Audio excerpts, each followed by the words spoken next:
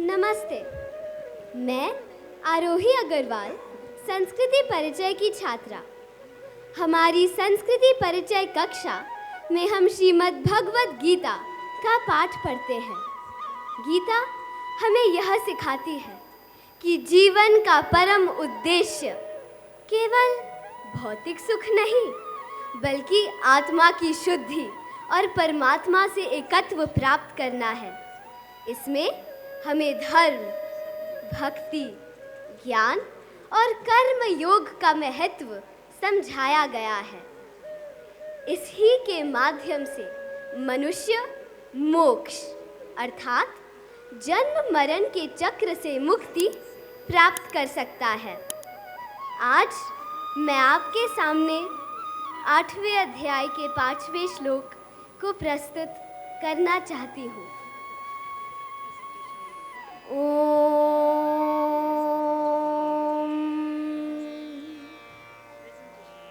अंतकाले च मामेव स्मरन् मुक्त्वा कलेवरं यः प्रयाति समद्भावम्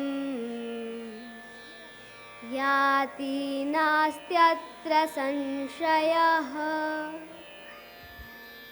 भगवान श्री कृष्ण कहते हैं कि जीवन भर किए गए संस्कार और साधना मृत्यु के अंतिम क्षण में स्मरण के रूप में सामने आते हैं। यदि उस समय मनुष्य परमात्मा को याद करता है तो वह जन्म मरण के बंधन से मुक्त होकर भगवान के धाम को प्राप्त कर लेता है।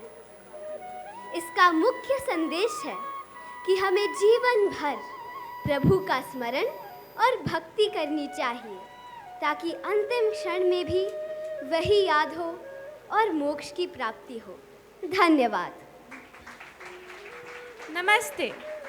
भगवद गीता हमें यह सिखाता है कि मनुष्य का अधिकार केवल कर्म पर है, फल पर नहीं।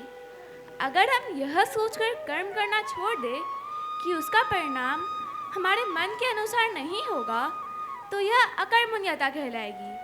इसलिए हमें निस्वार्थ भाव से अपना कर्तव्य निभाना चाहिए।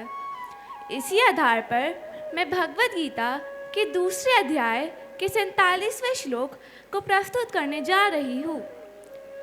ओम कर्मण्येवाधिकारस्ते मा फलेषु कदाचन मा कर्मफल हेतुर्भू मा ते संगोस्त्वकर्मणि। धन्यवाद। नमस्ते। श्रीमद् भगवद गीता और अन्य ग्रंथों में श्री कृष्ण ने यह स्पष्ट किया है कि उन्हें कोई बाहरी भेंट की आवश्यकता नहीं है, ना ही कोई भोग विलास की। वह केवल हमारे सच्चे प्रेम और भक्ति के भूखे हैं। हम उन्हें अपनी निष्ठा और प्रेम से ही प्राप्त कर सकते हैं। इसलिए हमें चाहिए कि भोजन करने से पहले हम उसे ईश्वर को अर्पित करें, तो वह प्रसाद बनकर पवित्र हो जाता है।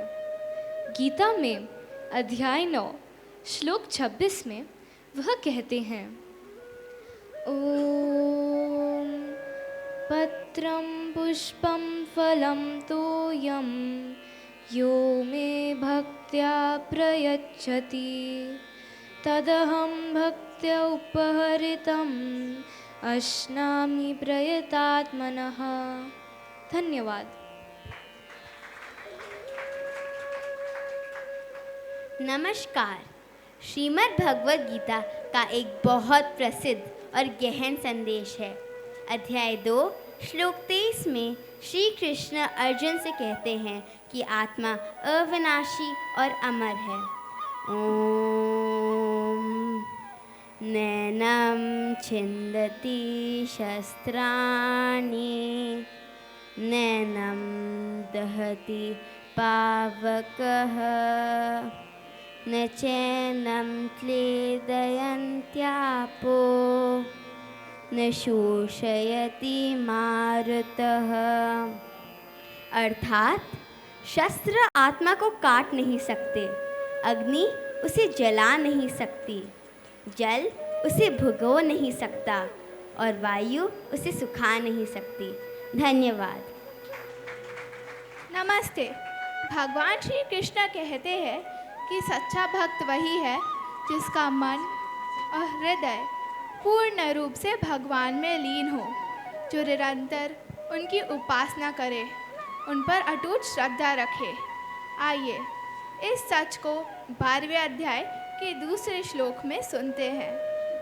ओम श्री भगवानुवाच मय्यावेश्य मनो ये मां नित्ययुक्ता उपासते श्रद्धया पर्योपेताः ते मे युक्ततमा मताः। आशा है आप सभी को हमारी यह प्रस्तुति अच्छी लगी होगी। संस्कारों के इस अध्ययन में रचनाकार के उत्साहपूर्वक कार्यक्रम के लिए हम सभी बच्चे आपको कोटि कोटि प्रणाम करते हैं। ओम त्वमेव माता च पिता त्वमेव बन्धु च सखा त्वमेव